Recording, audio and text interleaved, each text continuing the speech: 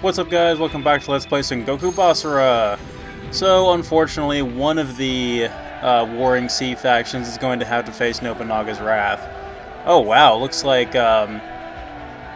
Masamune lost to Kenshin, so that's going to be interesting.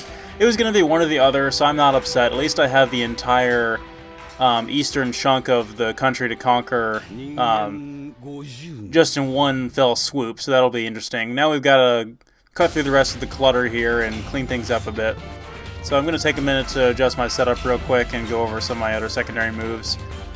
But yeah, we're going to be taking on Mori. I know I showed off Mori's map probably more than Motochika's, but that's just how things worked out. I didn't really have any say in it. It's random after all. Let's see, this one looks like it produces orbs that absorb the enemy's health. Let's try this one out first.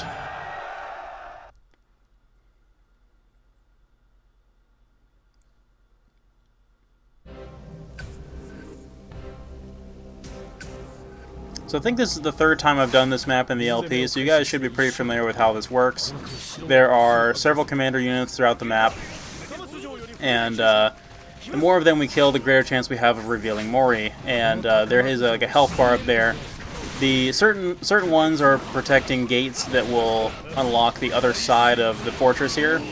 So clearing them out is definitely a high priority. There's some of these units that are kept over in the corners there, and when I was doing this as Nohime, I kind of made the dumb decision of clearing out the ones furthest from where Mori would appear. So he had a lot of enemies around him when he finally showed up, which means it was pretty hard to defeat him, and that was drawn out for needlessly longer than it needed to be. But anyway, as far as this conflict goes, in the anime, Mori and Motochika, at least in the first season, do not really show up at all until the very end. They play a very minimal role in the first season, almost to the point where if you didn't know better, you'd forget that they're there. This is actually a pretty cool move. It's almost like Masamune's War Dance. It's sort of a buff move that these orbs that float around and stack damage on top of each other, and I believe if you get your combo interrupted, then you take damage for some reason. They all go floating into you and they ruin your combo. It's interesting how it works. I really can't describe it. I'm sure there's a more accurate description within the game itself, but obviously I can't read it. So I'm just forced to figure out what I can from the gameplay. But it seems pretty effective. Obviously, I think Masamune has much better melee attacks. He's a bit more agile. It's easier to get your damage in and get out than it is with Nobunaga, because Nobunaga, his initial sword swing is just too unreliable. And as you saw from the, I don't know if I showed that blooper on screen of me just getting absolutely savaged by those guys in the first fight with him on ultimate difficulty, is just not reliable. I got the hang of it eventually, but yeah, it's a lot harder than it looks. Anyway, we're going to be using that for at least the duration of this level. I might want to keep it for later on. We'll see. I'm not too thrilled with most of Nobunaga's secondary attacks.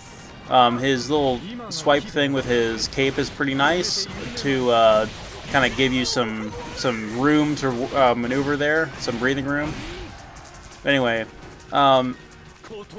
the Mori and Motochika pretty much stayed out of it. Yeah, see, they turned purple and they came back and it hit me.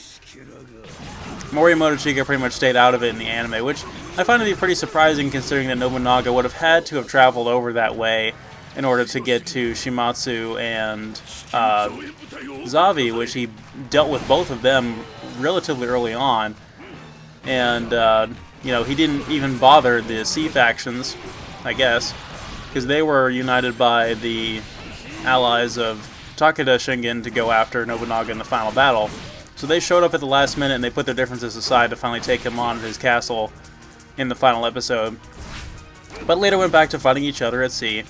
And Mori is widely considered to be the bad guy of the two. I mean, they're both very chaotic, so to speak. But I think if you were to sort of give them an alignment, Motochika is always pretty much considered to be chaotic good. Like, he's mostly a good guy, even though he kind of does his own thing and doesn't play by the rules.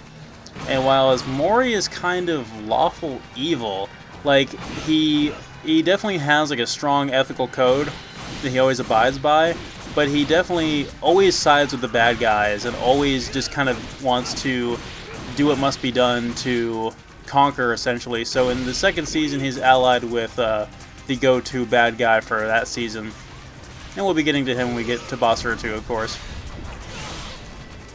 But enough about the anime, we're talking about the game now. And we've already almost knocked down Mori's defenses. And as I said, if you destroy the certain commanding units, it will open up the gates of the fortress, so we'll be able to expose him. I guess this is in some kind of wetlands or a marsh. I believe it's raining here at this time, and it's just kind of wet and... yeah, there we go, we got hit again. So there is definitely some drawbacks to that. It definitely has its caveats. But it's nice, though, especially because we get that extra damage in there, and if we can keep our combos going long enough, it's pretty nice. The later games in the series definitely adjusted the collision detection when it comes to slashing multiple enemies, and you get this sort of juggling effect with multiple enemies, and a lot of the games in this genre kind of adapted that strategy, that formula, whereas, you know, when you hit multiple groups of enemies with a strong attack, you kind of juggle them all in the air, and it's very fluent, and it really is a significant improvement. But that being said, this first game has aged really well. I think this first game has aged much better than the Dynasty Warriors equivalents for the era. Even though Dynasty Warriors have been around a lot longer, you know, for 2005, this game has aged really well. It was more over the top and action-packed than its rival Dynasty Warriors game of the time, and certainly the other games in the same genre. And I feel like it's stayed strong ever since. So even though, you know, this is definitely a series where the next games in the series are vastly superior because all they do is improve on the basic formula, there's still a lot of appeal that would make me want to go back and play this first one again. And I hope you guys feel the same way.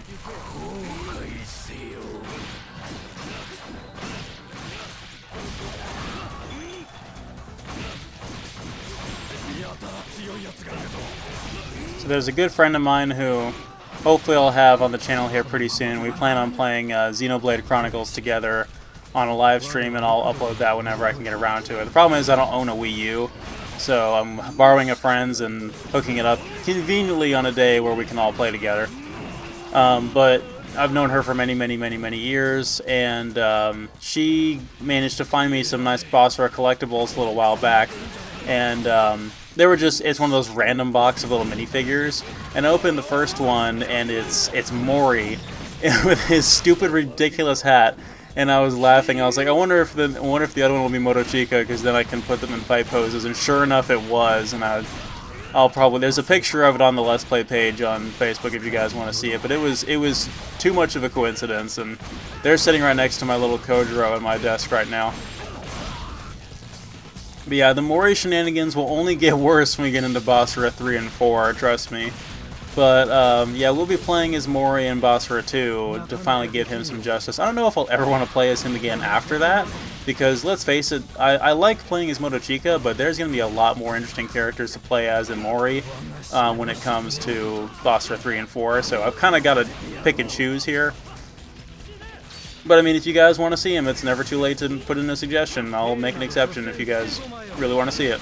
But fortunately enough, in Basara 2, we will not be fighting using a mop-looking whip thing as Mori. Instead, we'll be using something completely ridiculous, because that's not already ridiculous enough as it is. We have to up the ante and give him a really weird, round, spinning saw blade sword that is kind of like the one chick from Soul Calibur, whose name escapes me. Yeah, using this attack against the boss is not really as good as using War Dance against a boss as Masamune, because your melee combo pattern changes with War Dance, and it doesn't with this, but we were definitely dealing some more damage there. If we had given time to stack the orbs up, we'd be dealing even more damage, but if Mori got a hit in on us, then all that damage would, you know, counter back to us, so...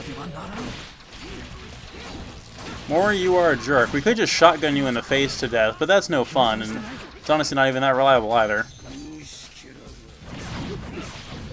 I think this was the quickest we went through this level, though, by far. We really ran through it. But I think that's because we knew what we were doing, and let's face it, Nobunaga's pretty powerful.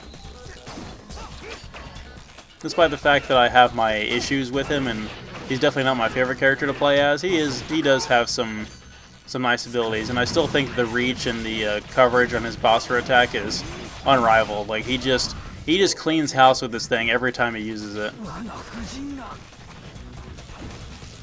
I may need to get some more health. You can see the icon there next to the sword. That's the name of my secondary attack. Every time it's flashing there is actually every time I'm pressing the button. So you can see just how much I'm spamming this thing in a desperate hope for the game not to eat my inputs and for me to be able to get all my shots off. When you see that flashing, that's me spamming the button. No precise fighting game inputs with this game. No, sir. It's all spam, spam, button mash. But that's what makes it fun, right?